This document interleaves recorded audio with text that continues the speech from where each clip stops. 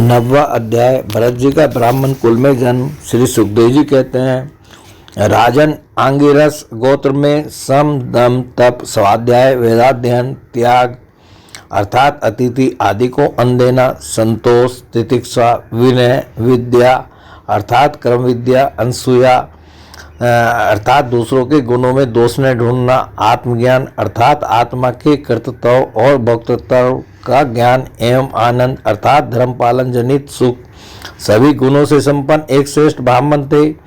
उनकी बड़ी स्त्री से उन्हीं के समान विद्याशील, आचार, रूप और उदारता आदि गुणों वाले 9 पुत्र हुए तथा छोटी पत्नी से एक ही साथ एक पुत्र और एक कन्या का जन्म हुआ। इन दोनों में जो पुरुष था वह परम भागवत राज ऋषि शिरोमणि भरत ही थे। वे मृगश्री का परित्याग करके अंतिम जन्म में ब्राह्मण हुए थे, ऐसा महापुरुषों का कथन है। इस जन्म में भी भगवान की कृपा से अपनी पूर्व जन्म परंपरा का स्मरण रहने के कारण वे इस आशंका से कि कहीं फिर कोई विघ्न उपस्थित न हो जाए, अपने स्वजनों के संग से भी बहुत डरते थे। हर समय जिनका श्रवण, स्मरण और गुण कीर्तन सब प्रकार के कर्म बंधन को काट देता है, श्री भगवान के उन युगल चरण कमलों को ही हृदय में धारण किए रहते तथा दूसरों की दृष्टि में अपने को पागल, मूर्ख, अंधे और बहरे के समान दिखाते। पिता का तो उनमें भी वैसा ही स्नेह था, इसलिए ब्राह्मण देवता ने अपने पागल पुत्र के भी शास्त्रानुसार समावर्तन पर्यंत विवाह के से पूर्व के सभी संस्कार करने के विचार से उनका उपनयन संस्कार किया। यद्यपि वे चाहते नहीं थे तो भी पिता का कर्तव्य है कि पुत्र को शिक्षा दे। इस शास्त्र विधि के अनुसार उन्होंने इन्हें सोच, आचरण आदि आवश्यक कर्मों की शिक्षा दी, किंतु भरत जी तो पिता के सामने ही उनके उपदेश के विरुद्ध आचरण करने लगते थे। पिता चाहते थे कि वर्षा काल में इसे वेदाध्ययन आरंभ करा दूं, किंतु वसंत और ग्रीष्म ऋतु के चैत्र, वैशाख, ज्येष्ठ और आषाढ़ 4 महीनों तक पढ़ाते रहने पर भी वे उन्हें व्याहति और शिरो मंत्र प्रणव के सहित त्रिपदा गायत्री भी अच्छी तरह याद न करा सके। ऐसा होने पर भी अपने इस पुत्र में उनका आत्मा के समान अनुराग था, इसलिए उसकी प्रवृत्ति न होने पर भी वे पुत्र को अच्छी तरह शिक्षा देनी चाहिए। इस अनुचित आग्रह से उसे सोच, वेदाध्ययन, व्रत, नियम और गुरु और अग्नि की सेवा आदि ब्रह्मचारी आश्रम के आवश्यक नियमों की शिक्षा देते ही रहे, किंतु अभी पुत्र को सुशिक्षित देखने का उनका मनोरथ पूरा न हो पाया था और स्वयं भी भगवत भजन रूप अपने मुख्य कर्तव्य से असावधान रहकर केवल घर के धंधों में ही व्यस्त थे कि सदा सजग रहने वाले काल भगवान ने आक्रमण करके उनका अंत कर दिया। तब उनकी छोटी भार्या अपने गर्भ से उत्पन्न हुए दोनों बालक अपनी शोध को सौंपकर स्वयं सती होकर पति लोक को चली गई। भरत जी के भाई कर्मकांड को सबसे श्रेष्ठ समझते थे। वे ब्रह्म ज्ञान रूप प्राविद्या से सर्वथा अनभिज्ञ थे, इसलिए उन्हें भरत जी का प्रभाव भी ज्ञात नहीं था। वे उन्हें नीरा मूर्ख समझते थे। अतः पिता के परलोक सिधारने पर उन्होंने उन्हें पढ़ाने लिखाने का आग्रह छोड़ दिया। भरत जी को मान अपमान का कोई विचार न था। जब साधारण नर पशु उन्हें पागल समझते अथवा बहरा कहकर पुकारते तब वे भी उसी के अनुरूप भाषण करने लगते। कोई भी उनसे कुछ भी काम कराना चाहते तो वे उसकी इच्छा के अनुसार कर देते।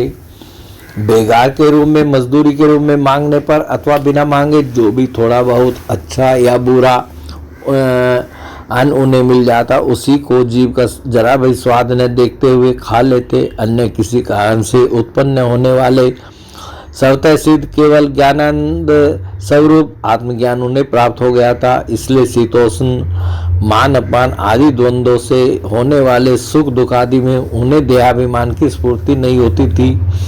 वे सर्दी, गर्मी, वर्षा और आंधी के समान, सांड के समान नंगे पड़े रहते थे। उनके सभी अंग हष्टपुष्ट और गठे हुए थे। वे पृथ्वी पर ही पड़े रहते थे, कभी तेल उपटन आदि नहीं लगाते थे और न कभी स्नान नहीं करते थे। इससे उनके शरीर पर मैल जम गई थी। उनका ब्रह्म तेज धूलि से ढके हुए मूल्यवान मणि के समान छिप गया था। वे अपनी कमर में एक मैला कुचैला कपड़ा लपेटे रहते थे। उनका यज्ञोपवीत भी बहुत ही मैला हो गया था। इसलिए अज्ञानी जनता यह कोई द्विज है,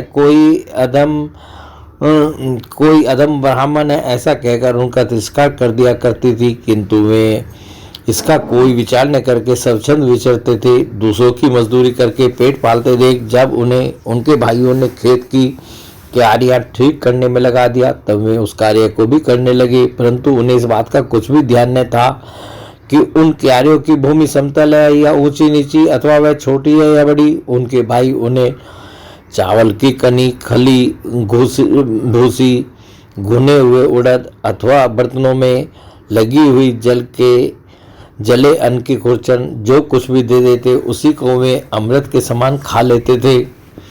किसी समय डाकुओं के सरदार ने, जिसके सामंत शूद्र जाति के थे, पुत्र की कामना से भद्रकाली को मनुष्य की बलि देने का संकल्प किया। उसने जो पुरुष पशु बलि देने के लिए पकड़ मंगाया था वह दैववश उसके फंदे से निकलकर भाग गया। उसे ढूंढने के लिए उसके सेवक चारों ओर दौड़े, किंतु अंधेरी रात में आधी रात के समय कहीं उसका पता नहीं लगा। इसी समय देवयोग से अकस्मात उनकी दृष्टि इन आंगिरस गोत्रीय ब्राह्मण कुमार पर पड़ी, जो वीरासन से बैठे हुए मृग, वरा आदि जीवों से खेतों की रखवाली कर रहे थे। उन्होंने देखा कि यह पशु तो बड़े अच्छे लक्षणों वाला है, इससे हमारे स्वामी का कार्य अवश्य सिद्ध हो जाएगा। यह सोचकर उनका मुख आनंद से खिल उठा और वे उन्हें रस्सियों से बांधकर चंडिका के मंदिर में आए। तदंतर उन चोरों ने अपनी पद्धति के अनुसार विधि पूर्वक उनको अभिषेक एवं स्नान कराकर कोरे वस्त्र पहनाया और नाना प्रकार के आभूषण, चंदन, माला और तिलक आदि से विभूषित कर अच्छी तरह भोजन कराया। फिर धूप, दीप, माला, खील, पत्ते, अंकुर और फल आदि उपहार सामग्री के सहित बलिदान की विधि से गान, स्तुति और मृदंग एवं ढोल आदि का महान शब्द करते हुए उस पशु को भद्रकाली के सामने नीचा सिर करा के बैठा दिया। इसके पश्चात दस्यु राज के पुरोहित बने हुए लुटेरे ने उस नर पशु के रुधिर से देवी को तृप्त करने के लिए देवी मंत्रों से अभिमंत्रित एक तीक्ष्ण खड्ग उठाया। चोर स्वभाव से तो रजोगुणी तमोगुणी थे ही, धन के मद से उनका चित्त और भी उन्मत्त हो गया था। हिंसा में भी उनकी स्वाभाविक रुचि थी। इस समय तो वे भगवान के अंश स्वरूप ब्राह्मण कुल का तिरस्कार करके स्वच्छंदता से कुमार की ओर बढ़ रहे थे। आपत्ति काल में भी जिस हिंसा का अनुमोदन किया गया है उसमें भी ब्राह्मण वध का सर्वथा निषेध है, तो भी वे साक्षात ब्रह्म भाव को प्राप्त हुए वैरीन तथा समस्त प्राणियों के स्वर्ग एक ब्रह्म ऋषि कुमार की बलि देना चाहते थे। यह भयंकर कुकर्म देखकर देवी भद्रकाली के शरीर में अति दुस्सह ब्रह्म तेज से दाह होने लगा और वे एकाएक मूर्ति को फोड़कर प्रकट हो गई। अत्यंत असहनशीलता और क्रोध के कारण उनकी भौहें चढ़ी हुई थी तथा कराल दाढ़ों और चढ़ी हुई लाल आंखों के कारण उनका चेहरा बड़ा भयानक जान पड़ता था। उनके उस विकराल वेश को देखकर ऐसा जान पड़ता था मानो वे इस संसार का संहार कर डालेंगी। उन्होंने क्रोध से तड़पकर बड़ा भीषण अट्टहास किया और उछलकर उस अभिमंत्रित खड्ग से ही उन सारे पापियों के सिर उड़ा दिए और अपने गनों के सहित उनके गले में बहता हुआ गरम गरम रुधिर रूप आसव पीकर अति उन्मत्त हो ऊंचे स्वर से गाती और नाचती हुई उन सिरों को ही गेंद बनाकर खेलने लगी। सच है, महापुरुषों के प्रति किया हुआ अत्याचार रूप अपराध इसी प्रकार ज्यों का त्यों अपने ही ऊपर पड़ता है। परीक्षित, जिनकी देहाभिमान रूप सुदृढ़ हृदय ग्रंथि छूट गई है, जो समस्त प्राणियों के सुहृद और आत्मा तथा वैरहीन है, साक्षात भगवान ही भद्रकाली आदि विभिन्न रूप धारण करके अपने कभी न चूकने वाले कालचक्र रूप श्रेष्ठ से जिनकी रक्षा करते रहते हैं और जिन्होंने भगवान के निर्भय चरणों का आश्रय ले रखा है, उन भगवत भक्त परमहंसों के लिए अपना सिर उन काटने का अवसर आने पर भी किसी प्रकार व्याकुल न होना यह कोई बड़े आश्चर्य की बात नहीं है। बोले भगवान श्री कृष्ण की जय।